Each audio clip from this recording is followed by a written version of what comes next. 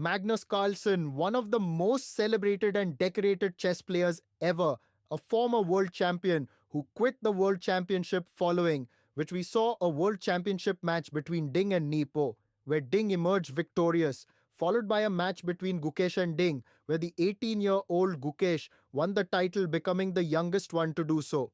Although Gukesh is the reigning world champion, the praise from many top players hasn't exactly followed.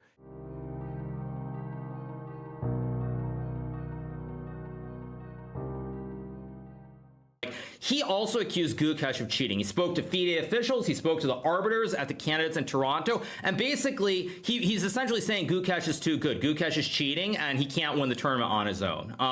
So, like, when I heard that, even like to give you a direct example, at the after party, I didn't hang around. It was on the top floor of the hotel there.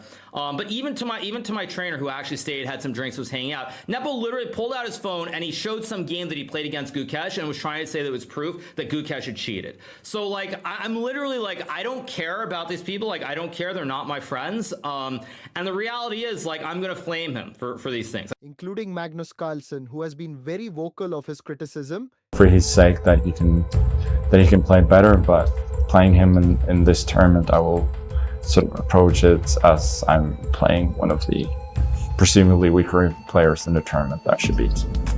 This game wasn't just another match for him. A loss would only fuel the narrative that he isn't a true champion, but a win would silence a lot of that criticism, at least for now.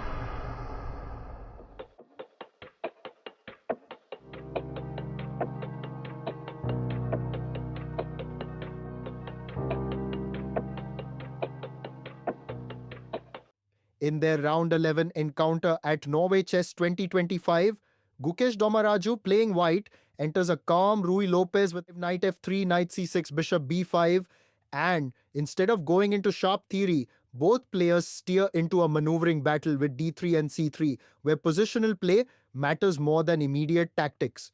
Early on, the position remains balanced as Magnus Carlsen develops comfortably, but the first real imbalance appears when Carlsen begins expanding on with b5 and later c5, signaling he wants dynamic counterplay and is pushing for a win rather than a passive defense game. And this tension escalates when the center opens after c takes d4, leading to asymmetrical pawn structures and active piece play for both sides.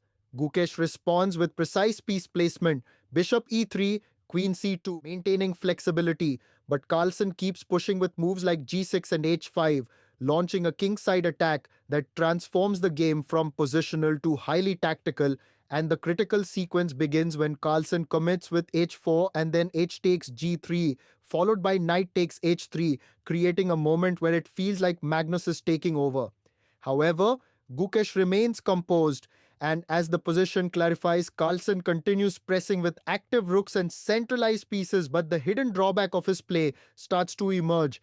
His king is slightly exposed and his coordination isn't perfect. This becomes decisive on move 41 when Gukesh plays the brilliant knight g5 check, a move that forces Carlsen's king into the open with king d5, and Gukesh chases the king with moves like rook f5 check, rook f4 check. As pieces get traded with rook takes d2 check and knight e4 check, Gukesh makes the position equal again by capturing the pawn on f6. And here, Magnus blunders with knight e2 check because the knight comes right in time to stop the pawns, and with king f4 the game was done.